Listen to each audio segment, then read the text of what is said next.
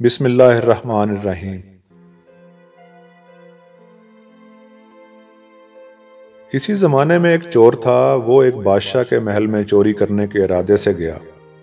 رات کا وقت تھا اور محل کے ایک کمرے سے بادشاہ اور اس کی بیوی کی گفتگو کی آواز آ رہی تھی۔ وہ کھڑے ہو کر سننے لگا۔ اگرچہ ایسا سننا غلط ہے، ناجائز ہے، چوری ہے، لیکن چور تو چوری ہی کرنے آیا تھا، تو اسے سننے میں کیا چیز مانے ہوتی؟ آخر وہ چور ہی تو تھا۔ اس چور نے سنا کہ بادشاہ اپنی بیوی سے کہہ رہا ہے کہ میں اپنی بیٹی کی شادی ایسے آدمی سے کروں گا جو نہایت متقی و پرہیزگار ہو، بہت اللہ والا ہو۔ جب چور یہ بات سن رہا تھا تو اس کے دل میں خیال آیا کہ کیوں نہ میں کچھ ایسا بن کر دکھاؤں کہ بادشاہ میرے ساتھ ہی شہزادی کی شادی کر دے۔ دل میں ایک حرص پیدا ہو گئی۔ اب وہ چوری کرنا تو بھول گیا، لیکن دھوکہ دینے پر اتر آیا اور گھر جا کر بہت دیر تک سوچنے لگا کہ کس طرح میں اس بات میں کامیاب ہو سکتا ہوں۔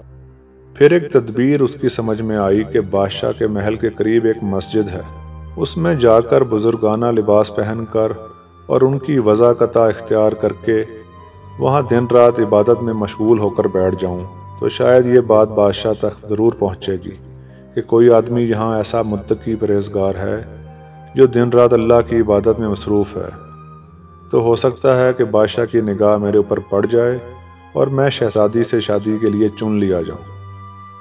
یہ اس چور کا نہایت حقیر و ذلیل دنیاوی مقصد تھا جس کے لیے اس نے یہ ارادہ کیا۔ پھر اس نے اپنے پروگرام کے مطابق بزرگانہ لباس و پوشاک وضاقت اختیار کر کے اس مسجد میں جا کر نمازوں پر نمازیں، ذکر و تلاوت، مراقبہ سب شروع کر لیا۔ دن گزرتے رہے اور لوگوں میں شہرت ہوتی گئی۔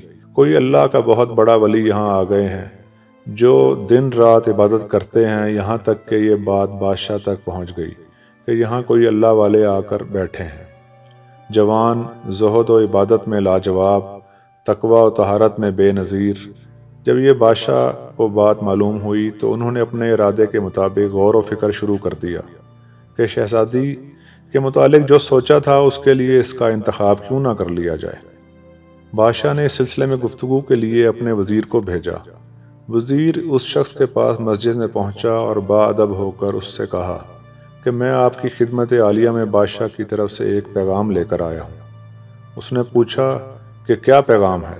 وزیر نے بتایا کہ بادشاہ نے کئی سال پہلے یہ فیصلہ کر لیا تھا وہ اپنی بیٹی کا نکاح ایک ایسے شخص سے کریں گے جو بڑا متقی و پرہیزگار ہوگا، اللہ والا ہو، اور وہ اس کی تلاش میں تھے۔ ان جو نظر گئی تو نظر انتخاب آپ پر آ کر رک گئی ہے، لہٰذا بادشاہ نے مجھے بھیجا ہے کہ اس سلسلے میں آپ سے گفتگو کروں۔ یہ شخص جو دراصل اسی تمنا و آرزو میں یہاں آ کر بیٹھا تھا، بہت دیر تک وزیر کی گفتگو سنتا رہا۔ اس کے بعد اس کی آنکھوں سے آنسو جاری ہو گئے۔ وزیر نے پوچھا کہ کیا بات ہے؟ وہ کہنے لگا، آج جو پیغام لے کر آپ آئے ہیں یہ پیغام مجھے منظور نہیں۔ وزیر نے کہا کہ کیوں منظور نہیں؟ اس شخص نے کہا کہ دیکھیے، میں صاف صاف بات آپ کو بتاتا ہوں کہ میں اصل میں ایک چور تھا اور ایک مرتبہ بادشاہ کے محل میں چوری کے ارادے سے گیا تھا۔